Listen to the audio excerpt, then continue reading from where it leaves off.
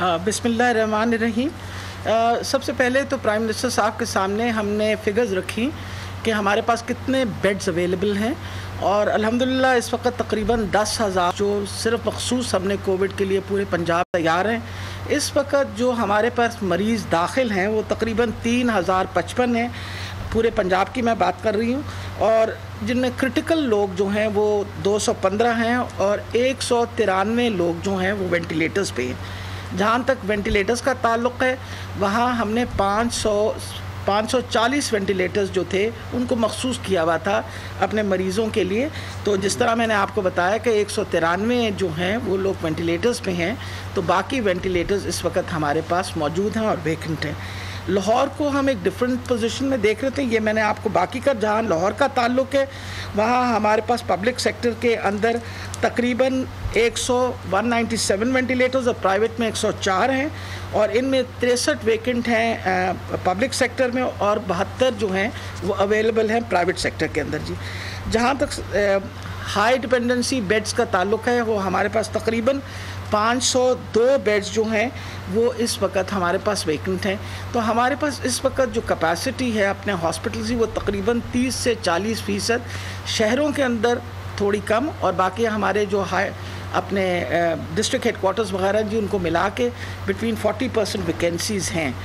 अगर हम जिस तरह प्राइम मिनिस्टर साहब ने फरमाया है कि अगर हम परहेज़ करें या एहतियात करें तो हम अपनी ट्रांसमिशन रोक सकते हैं, और ये नंबर ऑफ़ बेड्स जो हैं वो हमारे लिए अगले हफ्ते 10 दिन के लिए काफ़ी रहेंगे।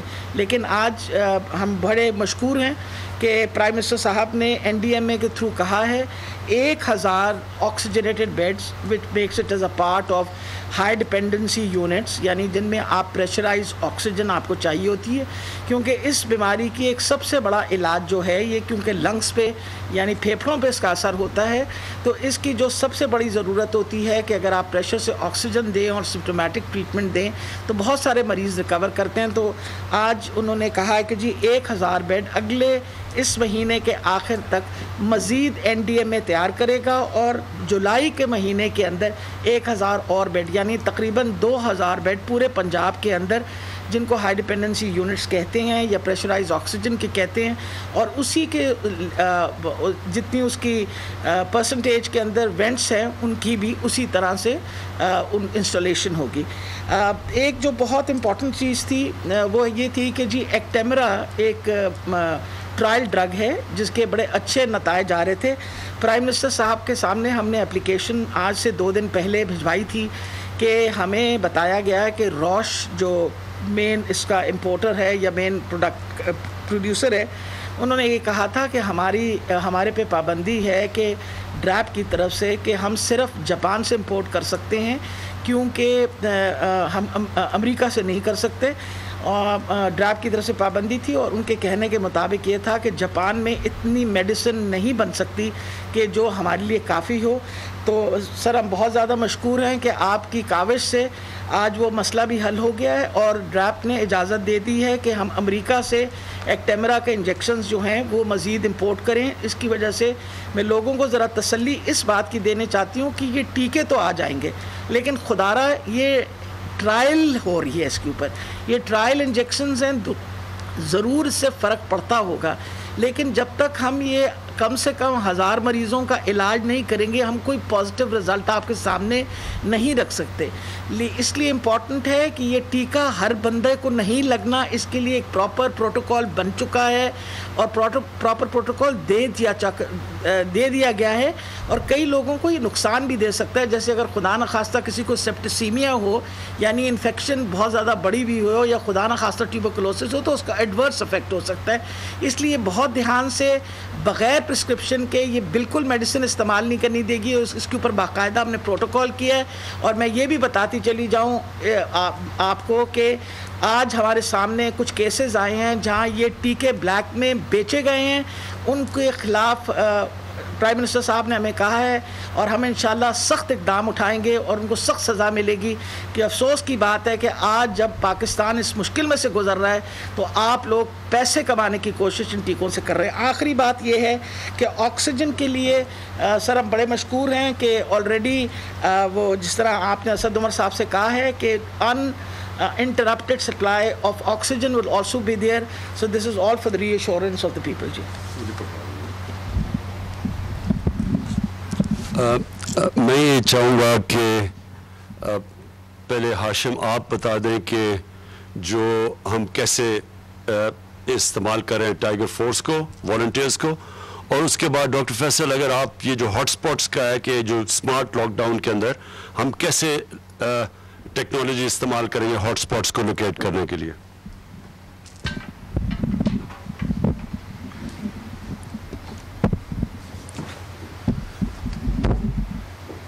سر، جن بھی قوموں نے اس پہ کچھ حد تک قابو پایا ہے ابھی تک، انہوں نے والنٹیئر فورس کا استعمال کیا ہے.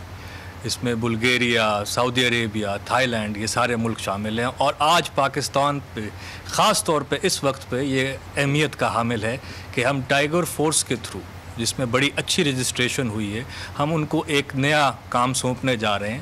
اس میں سے سلیکٹ فیو کو ہم آئیڈینٹیفائی کریں گے اور ان کے لیے ایک اور آبجیکٹیو ہے، وہ یہ ہے کہ وہ ہمارے ایس او پیز کی آبزرویشن کو دیکھیں گے ہمارے ٹائیگر فورس آبزرورز کے طور پہ. ہم نے ایک ایپ کا تشکیل کا شروعات کر دی اور انشاءاللہ ایک ہفتے کے اندر اس کا لانچ ہوگا. اس ایپ کے تحت فوٹو کے لے کے جہاں بھی ایس او پیز کی خلاف ورزی ہو رہی ہے، اور پہلے اسی ایپ کے اندر وضاحت کے ساتھ ان ایس او پیز کو بتایا جائے گا کہ اگر دکان پہ آپ جا کے دیکھتے ہیں تو کیا کیا چیز وہاں پہ ہونی چاہیے. اگر پبلک ٹرانسپورٹ میں لوگ سفر کر رہے ہیں تو آیا کہ وہاں ماسک پہنے جا رہے ہیں، ہینڈ سینیٹائزر وہاں پہ موجود ہے. جہاں جہاں وہاں پہ خلاف ورزی آئے گی وہ ہماری ڈیٹا بیس میں رپورٹ ہوگی، اس کا ایک ایسکلیشن میٹرکس بنے گا، اور جس پہ اگر ڈیلے آنے پہ وہ چیف منسٹر کے آفس تک وہ ایسکلیٹ کی جائے گی. یاد رہے کہ اس وبا کے ساتھ ہم نے رہنا ہے، مگر ہم نے زندہ رہنا ہے.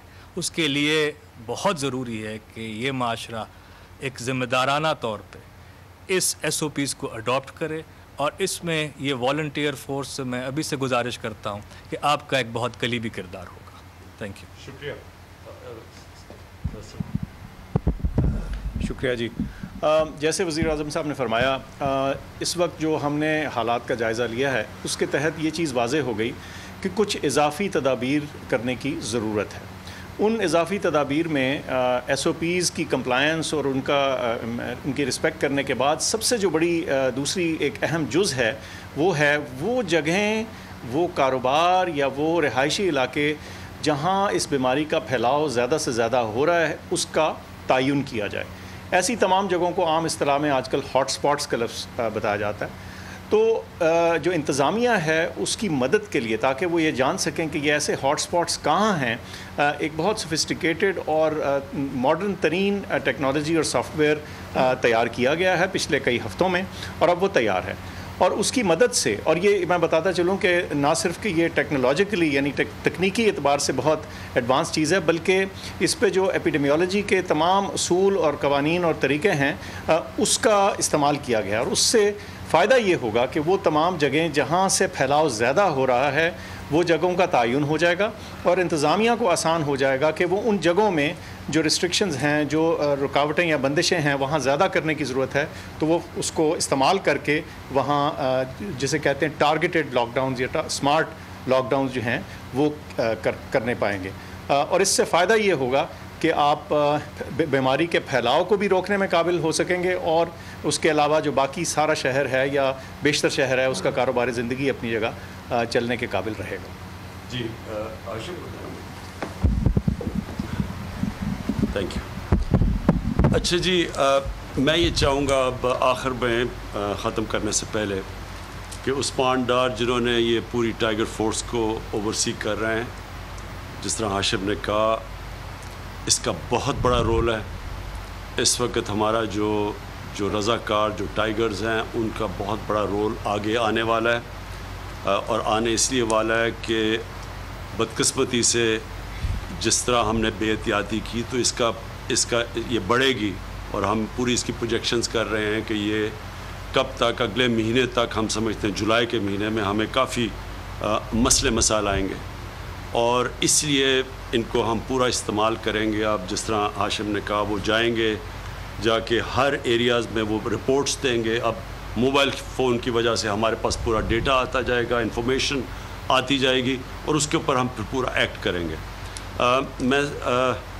کتنا حالات بگڑتے ہیں, میری آخری بات ہے کہ کتنے حالات بگڑتے ہیں, اس پہ آپ کے اوپر, عوام کے اوپر ایک بہت بڑی ذمہ داری ہے. جتنا آپ احتیاط کریں گے اتنا ہمارے جو حالات ہیں وہ قابو کے اندر رہیں گے. جتنی بے احتیاطی ہوگی, اور جو مجھے بڑی افسوس سے کہنا پڑتا ہے کہ جیسے جیسے ہم لاک ڈاؤن ہم جب ہٹا رہے تھے, میں نے کہا لوگوں کو کہ اس کا یہ نہیں مطلب کہ وبا ختم ہو گئی ہے, ہم مجبوری میں ہٹا رہے ہیں کیونکہ ہمارے لوگوں کے حالات بہت برے تھے.